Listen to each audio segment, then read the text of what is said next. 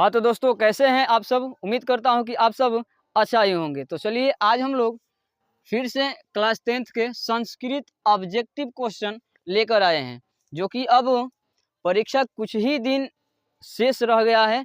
ठीक है, तो हम लोग महत्वपूर्ण क्वेश्चन यानी संस्कृत के प्रश्न के दृष्टि से पूछे जाने वाले हम लोग एक ऑब्जेक्टिव क्वेश्चन लेकर आए हुए हैं। ठीक है, तो प्रश्न नंबर 1 को पढ़ते हैं। देखिए, यहाँ बोला जा रहा है कि देखिए हमारे कुल संस्कारों की संख्या कितनी है। जो हमारा संस्कार है कितने प्रकार के होता है, तो देखिए दिया गया है ऑप्शन 15, 16, 17 और 20। तो इन ऑप्शनों में से कौन सा हमारा ऑप्शन सही होगा, तो यहाँ दोस्तों 16 हमारा संस्कारों की संख्या है। ठीक है, अब देखते हैं यहाँ संस्कार कितने प्रकार के होते हैं। देखिए यहाँ पूछा गया है कुल संस्कार, ठीक है, तो 16 होता है। यहाँ संस्कार कितने प्रकार के होते हैं, तो दोस्तों यहाँ संस्कार 4 होगा कि 5 होगा, 7 होगा या 6 होगा। तो दोस्तों हमारा संस्कार 5 प्रकार के होता है। अब यहाँ देखते हैं जन्म जन्म के पूर्व कितने संस्कार होते हैं। जन्म से पहले हमारा संस्कार कितने होता है, तो दोस्तों यहाँ ऑप्शन दिया गया है 4, 5, 6, 5, 3 और 6 दिया गया है। तो दोस्तों हमारा जन्म से पूर्व 3 संस्कार होते हैं। कितने संस्कार होते हैं, 3 संस्कार होते हैं। अब देखिए यहाँ शेषवा अवस्था के कितने संस्कार होते हैं। शेषवा अवस्था के संस्कार कितना होता है, तो देखिए ऑप्शन दिया गया है 5, 4, 7 और 6। तो दोस्तों शेषवा अवस्था का संस्कार होता है 6। कितना होता है, 6 होता है संस्कार। ठीक है, अब देखते हैं कि शिक्षा संस्कार कितने प्रकार के होता है, तो देखिए ऑप्शन दिया गया है 5, 4, 7 और 3। तो दोस्तों हमारा शिक्षा संस्कार होता है 5 प्रकार के होता है। ठीक है, बहुत ही महत्वपूर्ण प्रश्न है। ठीक है, परीक्षा की दृष्टि से। ठीक है, अब देखिए गृहस्थ संस्कार कितने प्रकार के होता है।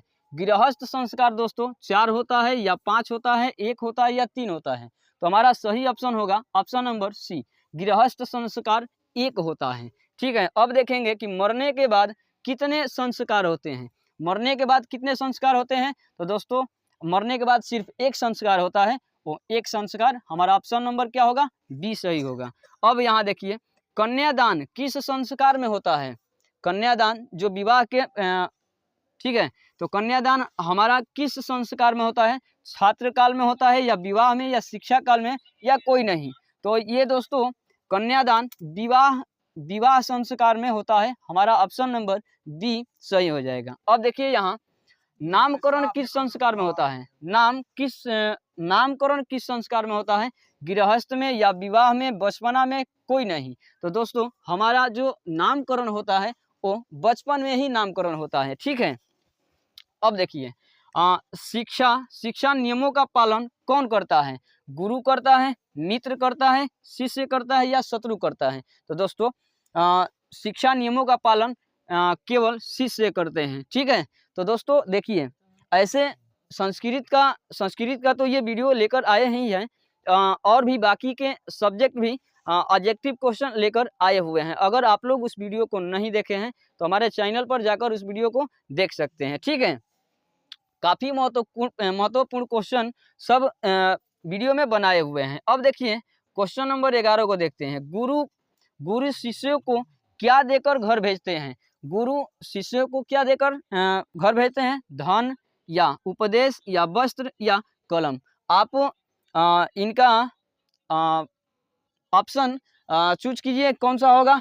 तो दोस्तों गुरु शिष्यों को धन नहीं देकर भेजते हैं, उपदेश देते हैं। ठीक है, उपदेश देकर घर भेजते हैं। ठीक है, अब देखते हैं कि नीति श्लोक का पाठ किस ग्रंथ से लिया गया है।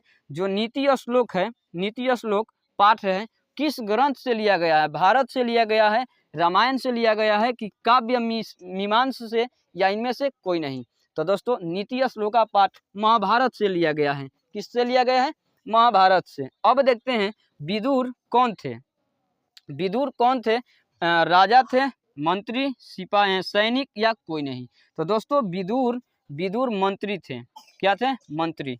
अब देखते हैं काम क्रोध और लोभ किसका द्वार है। दोस्तों यहाँ देखिए काम क्रोध और लोभ किसका द्वार है? तो स्वर्ग का द्वार है या फिर नरक का या विद्यालय या गांव का है? तो दोस्तों काम क्रोध लोभ ये नरक का द्वार है। ठीक है, तो ये हमारा हो गया 15 क्वेश्चन। ठीक है, 15 क्वेश्चन के बाद और भी वीडियो लेकर हम आएंगे।